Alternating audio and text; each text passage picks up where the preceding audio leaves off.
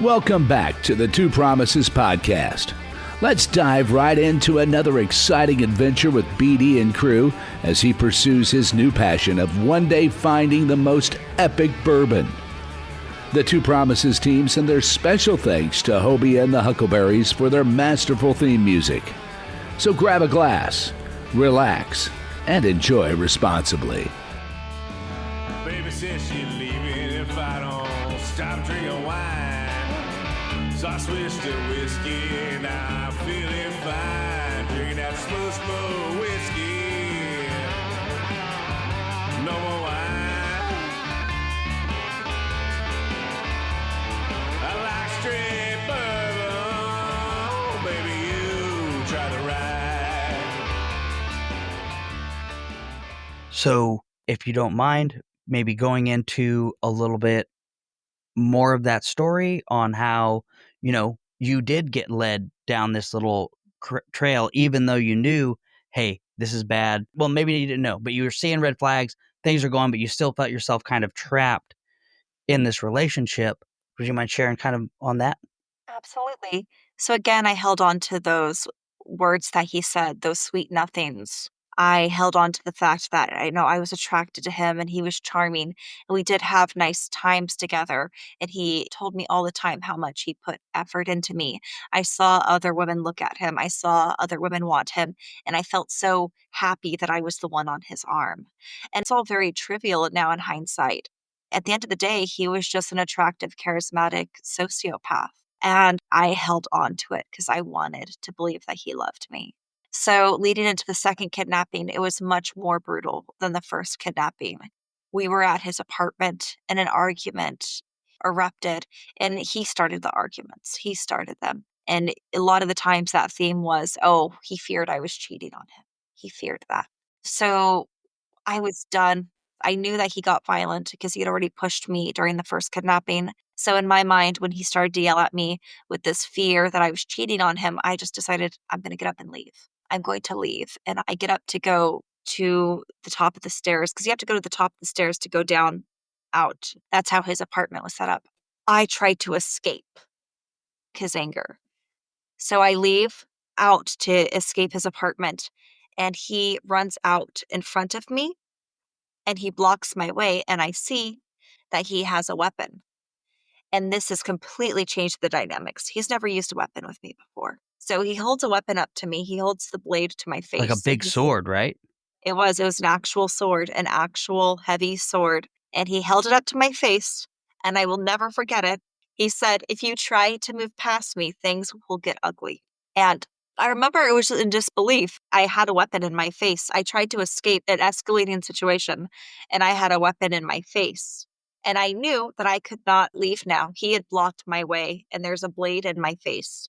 So he basically essentially orders us back into his bedroom.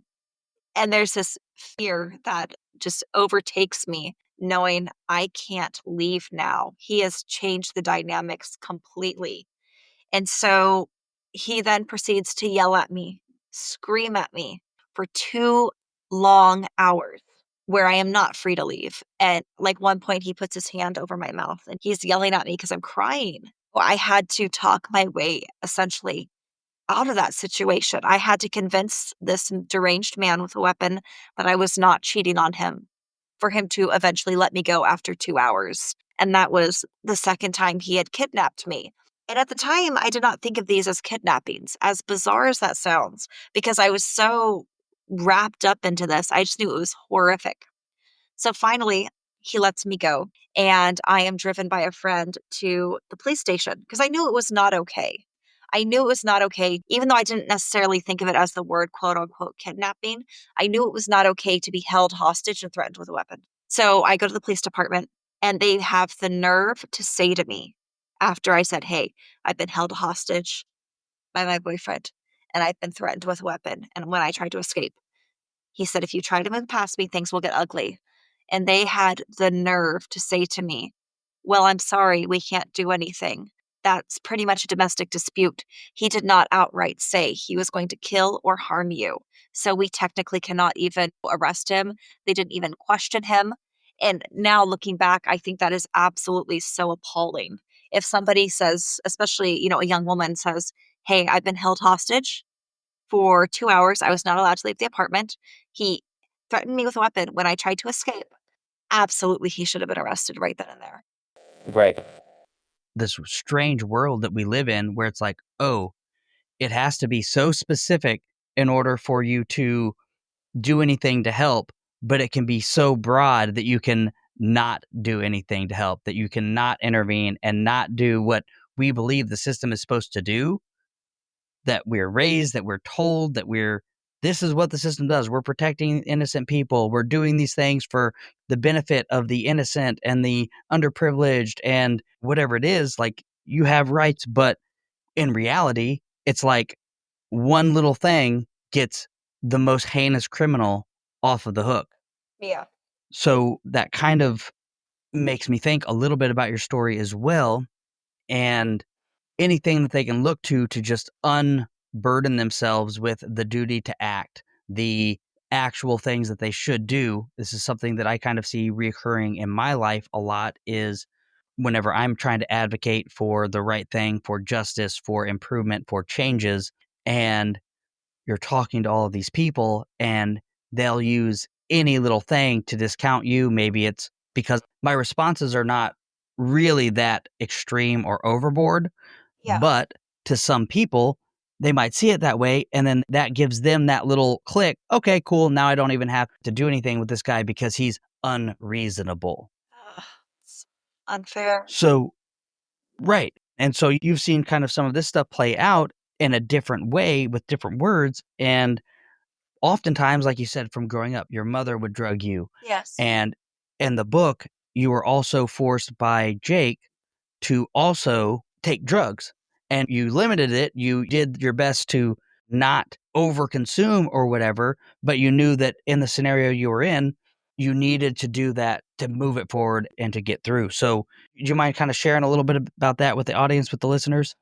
Absolutely. So during the third kidnapping, because he convinced me that, he loved me, he would change, all these things. So I stayed after the second kidnapping. So the third kidnapping was by far the most horrific, traumatizing kidnapping. Started off as a day where we were supposed to go out. He wanted to go to the store. He wanted me to get ready. So I get ready. I get dolled up the way that he likes. Just to go And to the an store. argument. Just to go to the store. Yeah, just to go to the store. Just to go to the store. And after I had spent all this time getting ready, he said, I want you to wait in the car, like he was ashamed to be seen with me. Even though I had already met his father and everyone knew we were together, he acted like he was ashamed to be seen with me. And I got upset about that. And he said, you know what? Change of plans. So he drives us out. And I thought the night would be okay. I thought there's some tension in the air, but it's going to be fine. And it turned out not being fine. It ended up with him driving on these back roads in the back of Tuolumne County, where it's this country hillbilly town with all these back spooky roads. And he drives out, and I realized we're not going back to town. We're not going back to where my apartment was, which was the plan. I said to him, I'm like, babe, where are we going? And he says to me, we're going back to town. And I knew that wasn't the case. So I had asked him again, like, babe, where are we going? And he told me to shut the F up. And then I realized something was wrong. Like, the whole energy shifted, his whole demeanor shifted. And he drives to these back roads and he tried to force me to take some meth. I didn't want to, because meth, even though he smoked it and was pretty high functioning, I would take 1 or 2 puffs at most, because anything beyond 2 puffs and I was horrifically ill. I have severe ADHD, so taking meth really calmed my mind, like I had taken an Adderall. It was not something that I wanted to do, but I had done it occasionally in the past to please him. But this time he wanted me to smoke it, and I was just like, no. I had a bad feeling about things. I'm like, no. And he overpowers me and he shoves it in my mouth and he causes me to, like, rip my lip. It was like a puddle of blood had poured, like, filled my mouth because he had shoved it so far. I didn't want him to break my teeth. So I smoke, and he forces me to smoke some more puffs. And thank God I have ADHD, because it did not cause me to go into psychosis or anything like that. In fact, smoking that much meth caused my mind to be very clear headed. It slowed my mind down. So I was able to understand the situation, as horrific as it was, in almost a calmer setting, though I was still terrified to my core because I knew something was wrong. Something was going to happen. It was going to be bad. And it certainly did, because he proceeds to force me out of the car, and I'm crying. I'm trying to get home. I'm scared. I know something's wrong. And he forces me to pose for photos. He starts making me pose for his camera. And he's forcing himself to be in these pictures. Some of the pictures are just of me. He's telling me to wipe my effing tears off my face and pose for these photos.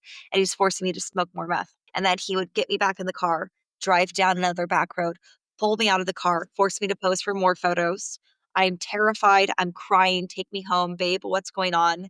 He's telling me to shut the F up.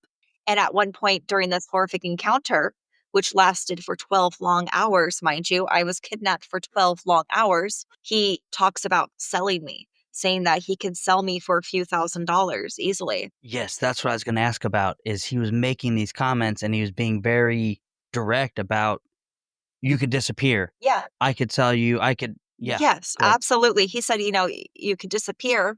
And then I talk about it more in the book, but we have reason to believe all these years later that he actually is a serial predator. And I think that most likely he is a serial killer. And I know that sounds like a lot. However, evaluating a lot of things from the case, now with the information that I do have, I absolutely believe that. Now, I can't say for sure that he is a serial killer, but I can say most likely, because he was in his mid-30s. You don't just randomly kidnap somebody 3 times. This was all calculated. And you found women's clothing articles in the trunk of the Correct. car. There's been a lot of disappearances. Correct. And at the time, it didn't necessarily register. From what I remember in the book, it didn't register. You did ask about it because you're like, oh, are you cheating on me? But like later in that hindsight 2020 piece, you're like, wow, are these actual clothes of previous Well, victims? absolutely. And it wasn't just the clothes. It was the fact that they were of different sizes and different shapes. And it wasn't just that. It was the fact that he was taking photos because they were trophies. I realized he was forcing me to pose for photos during my kidnapping because he wanted trophies. And it was also the fact that I found out that a woman's body, her remains had been found. And this part I don't think is in the book, but her remains had been found about 20 to 30 minutes from where I was kidnapped. You can look her up online, Parrots Ferry Jane Doe.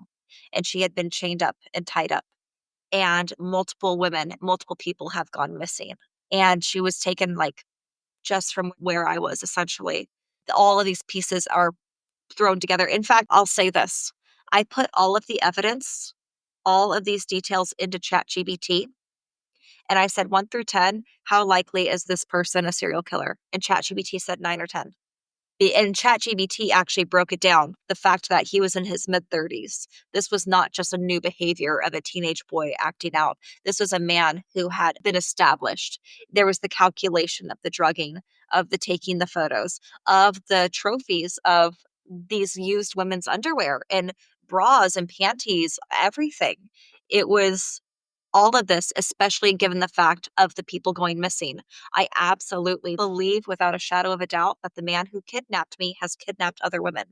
And that is one of the reasons why I wrote this book. And we are so thankful that you did write this book, because there are things that need to change. Absolutely. There are broken aspects of society that we are in the process of dismantling, rebuilding, and trying to improve so that this is not the norm, so that Absolutely. criminals can get away with their behavior and continue to perpetuate violence and continue to be terrors to the community. So throughout this, you're trying to maintain your identity. You're trying to maintain your autonomy. You're also forced, coerced, extorted, all of these things into certain behaviors as a survival mechanism, just to make sure that you get out of this situation where you are in danger. You are very real in danger at someone who has a history of violence against women, of killing, kidnapping, raping, maiming, harming. And then on the other side of the occasion, or the other side of the coin, I don't remember which kidnapping this was, but I do remember one part of your story that I think is worth highlighting is we're all fighting this battle. We're all going through these different things. No one really knows what they are. They are traumatic, and we're all trying to survive. We're all trying to put on our face in the world and trying to get through it. and trying to behave in the way that a normal, rational person would want to behave. And so here you are, you've just been kidnapped, might have been this scenario or a different one, and you're putting yourself together. You know what you need. You need a little bit of time. You get into work, Yeah, and this was this your kidnapping, the manager, last kidnapping, yep. it was this one. I Okay. tried to go to work after being kidnapped and held hostage. I tried to go to work. Is that not insane? Does that not show my work ethic as a person? Yeah. And so you're just like, all right, let's just get into work. I'm going to make my Yep. shift. I'm going to get there. And then your manager or employer is just like cold, like icy steel cold. You didn't show up in the right colors. Correct. It was ridiculous. I worked at this fashion boutique, and even though we were still in August, apparently they had transitioned to the fall outfits. So I show up in a dress that I had worn and gotten several compliments on before. My that particular boss actually had complimented this exact outfit before. So I come into work. She's like, "What are you wearing? This is not the right fashion colors. You need to go use your money and go buy some pieces and make your outfit fall themed," which is absolutely appalling. She could have just sent me Right. home and I could have changed outfits, but instead, I was told to spend my own money to change this outfit. So I changed it the best I could with like a black shawl, some necklaces, and a belt. And I spent probably like $30 on these accessories. I start to have a panic attack because I had just been held hostage. I had just been drugged for 12 hours and I'm still trying to present myself. So I go like in the back and I'm trying to compose myself. And she comes up to me. She's like, "What's wrong with you?" I said, "Can I just have a moment, please? Can I just have a moment?" Rather than asking me, "Hey, what happened?" or just being a courteous person, she's like, "No, you only have 1 minute." I said, "Can I please have 5 minutes just to compose myself? I just need a few minutes." And she's like, "No, 1 minute or you're fired." And basically just fired me. It was very insane. It was so tacky. It was so trashy. I've actually worked as a hiring manager. I was an operations manager for a company. I've been a recruiter and I have supervised many employees and I have never, could not even fathom acting that way. She did not know what happened. She had no way to know that I had been kidnapped and held hostage, but she saw a young woman in distress. And rather than showing kindness, she chose to fire me. Right. The unsympathetic people that, as someone who's recovering, as someone who is healing from these traumas, the unfortunate reality is we still have to live our lives. You're not insulated bubble of healing where you can just get better. No, you still have to actively go and live and earn and engage with this public that in many times, in many cases, does not have even the most basic understanding of what you went through, of what occurred. And they're not even taking the time to ask, like, hey, so like that to me just kind of relates to a little bit of you knowing, hey, if I had 5 minutes and I could just do the techniques that I've been working on, I could do some deep breathing, I can do some visualization, I can do something to get out of this. I know I can make it through this, but this is what I need. I need 5 minutes. And then for someone to even just look at you and be like, no, that's not what you're allowed to do.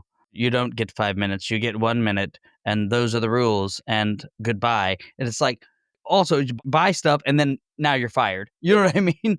Like, it's just wild, the scenarios that you're gonna find yourself in when you are trying to recover, whenever you are trying to heal. So we've been talking about boundaries some, and you have been phenomenal at building them, developing them, executing them. What advice would you have for people from troubled backgrounds who might have had some traumatic experiences? What advice would you give someone who's working on developing boundaries so that they can become like you? Thank you. That's a great question. I realize that having boundaries is a gift that you're giving yourself. And boundaries are there to protect us. And really, there's also that other layer. And I've discussed this before is that our bodies, our souls, our minds, our homes, all of these are so sacred. They really are. So when you have boundaries, you are showing yourself honor. You're giving yourself a gift that no one else is going to give you. No one else is going to have boundaries for you. You have to establish them for yourself. You can still be kind. You can still be loving. You can still be generous, but it's about protecting yourself. And once you realize that you deserve to have boundaries and that nothing compares to your emotional and mental peace of mind, nothing comes even close. That is your top priority. You should be your top priority. Then everything else really falls into place as long as you're doing it for your highest good. That's great advice. Thank you so much for sharing. And it's so true. You're fighting and you're creating that bubble that you need so that you can heal, so that you can continue to grow, not just heal. You know what I mean? I'm talking about surviving and thriving, but it all has to come from an area where you've developed that bubble, you've developed that boundary, that sacred place that you are, that identity that you're taking care of and nurturing and allowing to blossom. So thank you so much for sharing that. Yeah. And I'd like to tie in a similar story from one of my friends. Absolutely. I'd love to hear it. So I grew up with someone, and this relates to the kidnapping. It relates to a lot of these things and violence against women and these masks and also the broken system. So I have a good friend. We grew up together. We did some of the same extracurricular activities. His big goal was to be a Marine. I was going into the Navy to do my thing. He went to boot camp, all this stuff. Anyway, so that's how we knew. We knew from like young age, high school, and we had these like shared aspirations, but we still keep in touch throughout life. We're both in San Diego at some point or in Southern California at some point during our lives, and he's suddenly ensnared in this relationship that is way different from what his grandmother really raised him, but his mom, you know what I mean? Like his mom, so different from what his mom envisioned. I think he already may have been married, or I don't know if he was married, but he had a relationship with someone, maybe even had a kid, right? But now all of a sudden he's like hooked into this other person, right? And then there's a mutual connection. There's a guy in the same career field, Navy SEAL type, who's also kind of in the picture. But what was going on was this person that he fell in love with was a victim of human trafficking, but in a different way, not in the way that, is shown in Taken, not in the way that you think of in like the normal reality of, oh, this person's kidnapped and they're supposed to do things against their will. No, it was kind of in their own home. So her ex-boyfriend was a criminal. So he is exerting control over her and saying, nope, you can't see that guy. Nope, we're back together. And this guy's like an IT guy, like a software guy, something like that. Like he's got a very officey job, but he would take her child for days and weeks on end and basically force her to perform an online medium. I don't know what it was, but like think OnlyFans or something along those lines. And nope, you need to do this. You need to do this. You're doing this. If you don't do this, you're never going to see your child again. And so she's basically extorted and trapped in this reality, and he's going to the authorities. He's going to the cops. Like, what can we do? How can we do this? Like, this is wrong. We need to save this person. Horrifying. This is horrific. And essentially what the sad state of affairs is what it kind of boiled down to was you're fighting a losing war. You're fighting a losing game. They have resources. They're getting all this money. And like, who knows if this is the only victim that this guy has? Is he working with other people? Is there a network? How many people are being extorted into an economic action and activity through means like this by holding their kid away from them?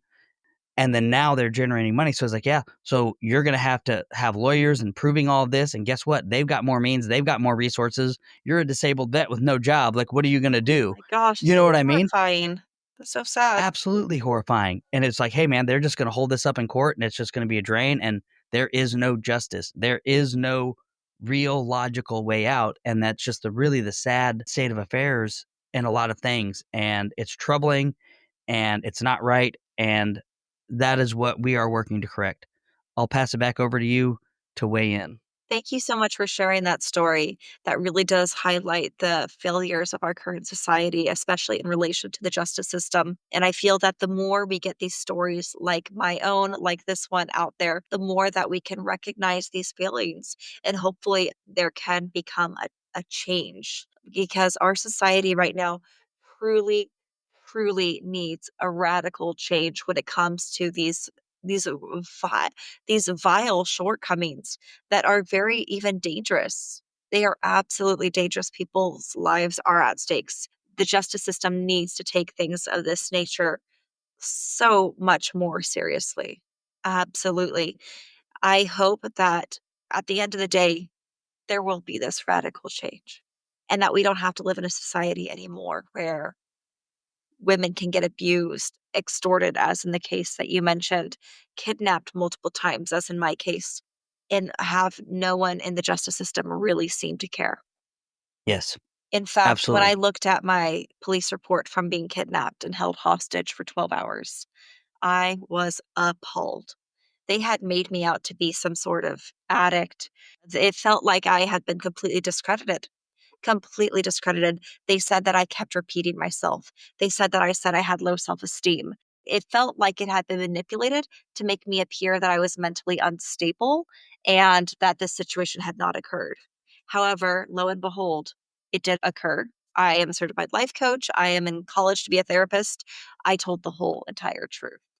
And in the book, it showcases really the whole layers and the depths of this. And again, as mentioned, the police report was absolutely appalling. I think you read that about that in the book, how I was misrepresented. And that is just one of many examples of the radical change that needs to happen. Absolutely. And in my own experience, so like I know what you went through. It was not on a police report, but I had the exact same scenario go down whenever I was seeking care for my PTSD. I am so sorry. That is awful.